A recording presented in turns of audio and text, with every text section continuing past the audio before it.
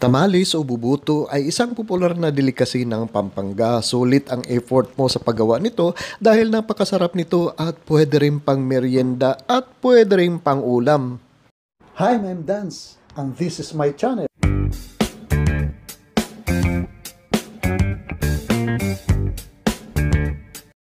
Una po sa lahat ay isok muna natin ang ating 3/4 cup na rice flour dito sa ating 500 ml o 2 cups na coconut milk. Isok lang natin ito ng mga 30 minutes to 1 hour po para malambot po ang ating tamales mamaya. At habang nakasok ang ating rice flour sa ating coconut milk, ay painitan muna natin ang ating dahon ng saging dito para maging pliable po o madaling matupi ang ating dahon ng saging dito at hindi po mapupunit. At sa isang kawali naman po ay magpapainit po tayo ng 2 tablespoon na vegetable oil o kahit anong oil po ang gusto nyo pong gamitin dito at igigisa po natin uunahin ang ating white onion dito.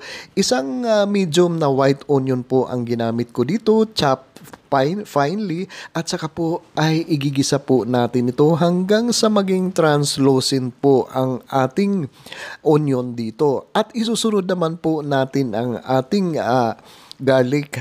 Bali 4 cloves na garlic na minced na garlic ang aking ginamit dito ay gigisa lang po natin ito hanggang sa maging aromatic po ang ating garlic dito. At kapag okay na po ang ating pagisa ay isusunod naman po natin, ibubuhos natin ang ating ibinabad na rice flour kanina at dahan-dahan po natin hahaluin ito. At habang hinahalo po natin ito, huwag natin pong kalimutan maglagay ng 1/2 teaspoon na fine salt dito at saka po 1/2 teaspoon na ground black pepper. At itutuloy-tuloy lang po natin ang ating paghahalo dito, ang ating pagluluto dito. At special shout out po kay Geraldine Libo ng Hong Kong. Nanonood daw po siya sa Hong Kong. At maraming salamat po sa inyo sa patuloy niyong pagsubaybay sa ating mga video recipe dito. Itutuloy-tuloy lang po natin ang ating paghahalo, ang ating pagluluto natin dito. Over medium heat lang po ang ating apoy dito hanggang sa maging super thick po ang consistency ng ating mixture po dito. At kung nandyan pa po kayo nanonood sa ating paghahalo, ibig sabihin lang yan ay nagugustuhan nyo po ang video na ito. Paki-comment nyo naman po kung saang lugar kayo nanonood para i-shoutout ko po kayo at ang lugar nyo sa susunod kong video uploads. Oh, ayan na. Okay na po ang ating mixture dito. Super thick na ang consistency dito. Kumuha naman tayo ng 1/3 part dito sa ating mixture at kukunin po natin ang 3/4 part at itatabi lang muna natin dito at iluluto natin ang 1/3 part. Lalagyan po natin ng iba pang mga sangkap mamaya. At kung meron po kayong mga comments o kung meron po kayong mga request na recipe, paki-post lang po sa comment section sa baba at sisikapin natin na tugunan ito. At ito na po ang 1/3 na naiwan sa ating mixture dito at lalagyan lang po natin ito muna ng 1 tablespoon na atswiti oil. Atswiti oil o kaya atswiti water ay pwede rin po dito o kaya pwede rin po ang atswiti powder natin gamitin dito. Maglalagay din tayo ng 1/2 cube na shrimp cube buyon at saka hahaluin lang po natin ito ng hahaluin. Halo muna ng halo hanggang sa magkulay po, pantay na ang kulay ng ating mixture dito at magdadagdag uli tayo dito ng 1 tablespoon na peanut butter. Nagpapasarap po talaga ang peanut butter dito sa ating tamales na niluluto. Halo lang po uli ng halo, magdadagdag din po tayo ng 2 teaspoon na white sugar dito. At itutuloy-tuloy lang po natin ang ating paghahalo hanggang sa mag-will combine po lahat ang ating mga sangkap na naidagdag po dito at hanggang sa magpantay-pantay na po ang kulay ng ating mixture dito. Kung medyo maputla po ang ating mixture ay magdagdag lang po tayo ng konti na orange na food coloring dito para maging matingkad po ang ating tamales po dito. At ayan, medyo pantay-pantay na po ang kulay ng ating mixture dito. Matingkad na po ang kulay ng ating orange mixture po dito. Ngayon naman po ay magbabalot na po tayo ng ating tamales dito. Hinati ko po ang ating mixture ng tatlo. Yung white part ay hinati sa tatlo at yung red part ay hinati rin sa tatlo.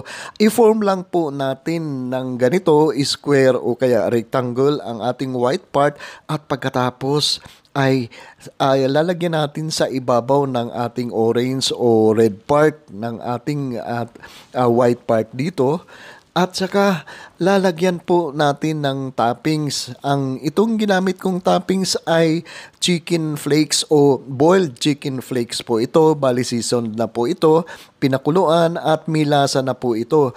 At saka huwag natin kakalimutan na maglagay po ng salted eggs po dito, slices of salted eggs o kaya pwede rin po slices of ham ang gamitin nyo po dito o kahit ano, pwede rin shrimp ang ilagay nyo po dito sa ibabaw. At babalutin lang po natin ang ating tamales ng ganito.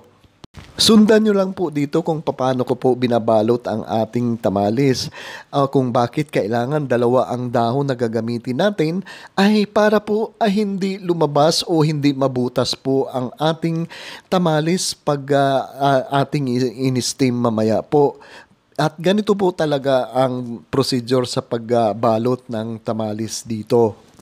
Ituloy-tuloy lang po natin ang ating pagbabalot hanggang sa maubos po ang ating mixture bead dito. Bali, 3 piraso lang naman ang ating nagawang tamales dito.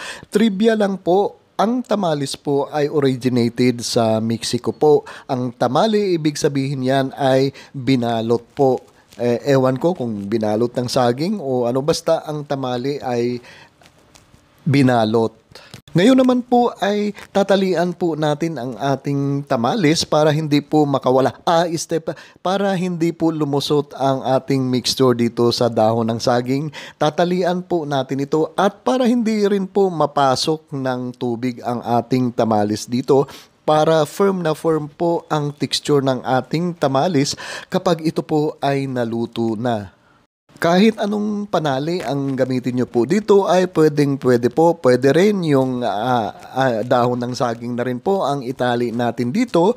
Huwag lang po yung tali sa kalabaw ang ating itali dito. Pagkatapos ay isasalansan po natin ito sa isang steamer. Bali 3 lang po ang aking nagawa dito at medyo may kalakihan lang po ang aking tamales na nagawa dito.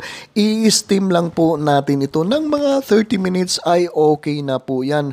Luto na po ang ating tamales. At ito na po, mainit-init. Nako, umuusok. Luto na po ang ating tamales dito.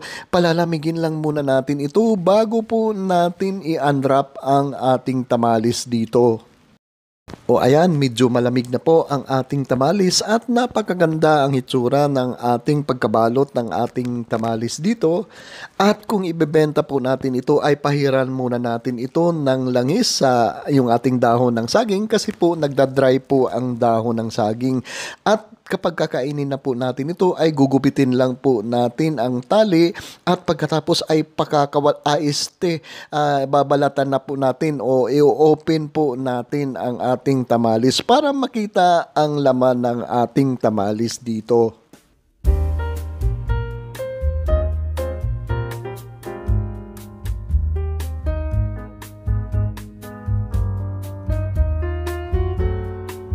At ito na po ang ating napakasarap na tamales o diba napaka-presentable po ang hitsura ng ating tamales dito at certified rapsa po talaga ang recipe na ito. Subukan nyo po, medyo may kahirapan lang gawin pero napakasarap naman, sulit na sulit po ang ating pagod po dito sa paggawa ng napakasarap na tamales.